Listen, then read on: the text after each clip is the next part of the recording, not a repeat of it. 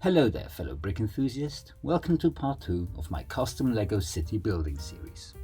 I should probably come up with a catchy name, but until then, please enjoy this episode where I build a slightly cartoonish looking house. To get the creative juices flowing, I'll try someone else's idea. I'm not sure where I've seen this way to get a half plate height difference, but the tiles laid loosely on other turned tiles. Banking on my father's input, I now found a really stable way to create an incredibly small incline. I'm still trying different patterns, but mixing in more studs will definitely be the way to go. Especially considering many will be used to place figures and other details. And speaking of details, let's build an Hotrod. It's honestly another borrowed idea, but it's been on top of my list since I discovered this guy last week. Give him a visit. His builds are endlessly ingenious, showing off what can be achieved without a sheet of stickers. Being a bit short on the dark red parts, I resorted to black. It shows terribly on screen, and I could only help a little in the editing booth.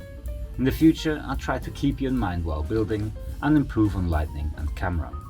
But for now, building does take priority, and sharing kinda stays an afterthought. The car doesn't really fit the street, but it was a fun build, and it certainly won't be the last vehicle seemingly a little bit out of place. In the background you saw today's project's first floor. The main inspiration was taken from this picture I shot while scouting. I believe the little tower would be categorized as a bay or oriel window. Man, sometimes English is weird, but then we call them erker, so who am I to judge? The base is quite simple. The wide arches and large pillars allow for more space at ground level and are prevalent in many dense cities. Here's an example providing a sidewalk and space for shops. To get the ball rolling, I needed to find the right dimensions. After trying different arches and steep slopes, the rest fell into place rather easily.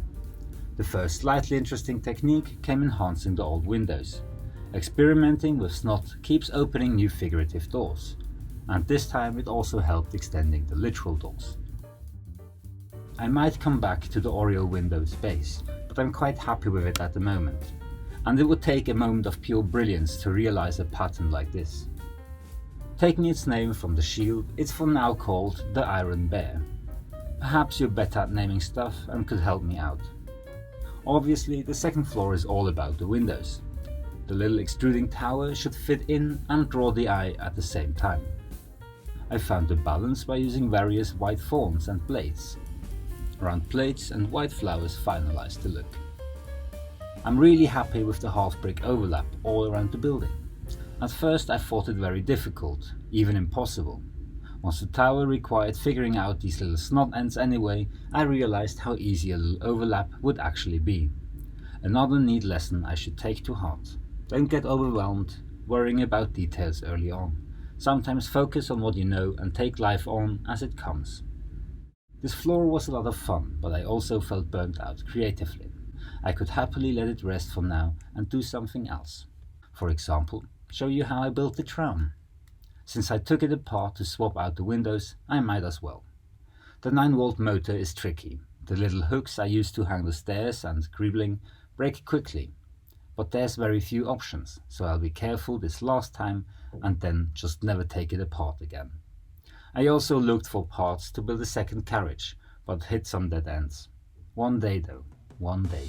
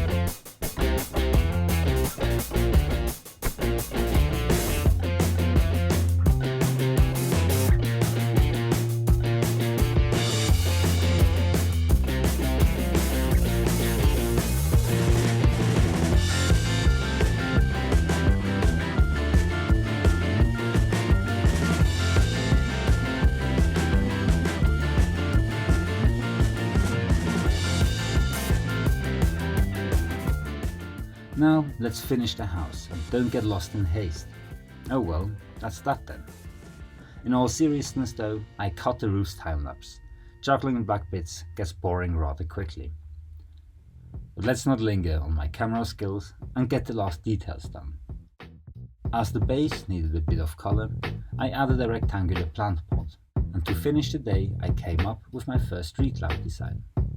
I have the parts to build more, but also feel they could be a bit bigger. Scale will always be tricky in this project, especially since I aim for a degree of realism while also keeping a playful and affordable look.